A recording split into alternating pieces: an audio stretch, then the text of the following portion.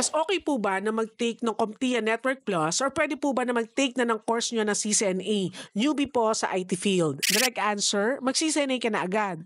Bakit? Parehas lang kasi ng objective yung CompTIA Network Plus at CCNA. Yan ay ibigay sa iyo yung foundational knowledge and skills mo sa networking. Parehas din sila ng intended audience, mga beginners at zero knowledge sa networking na gustong maging network professionals. Ang difference, CCNA is vendor specific. Yan kasi ay isang Cisco certification, so ibig sabihin, yung mga inaaral mo ay i-apply at i-configure mo sa mga Cisco routers and switches. CompTIA Network Plus, on the other hand, is vendor neutral.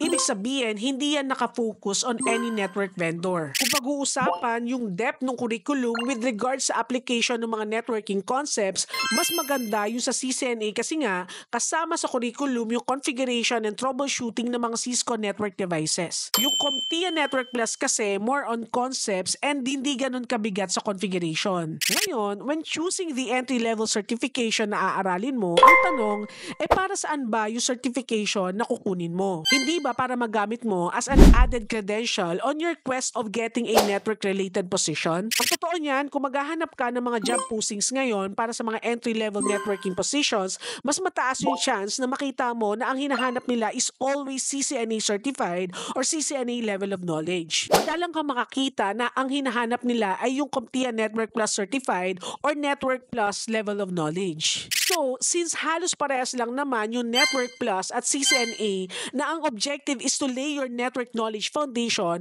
piliin mo na lang yung certification na mas hinahanap ng industry at yun nga, si CCNA. Kasi every time you study for a skill, meron tayong time and monetary investment dyan.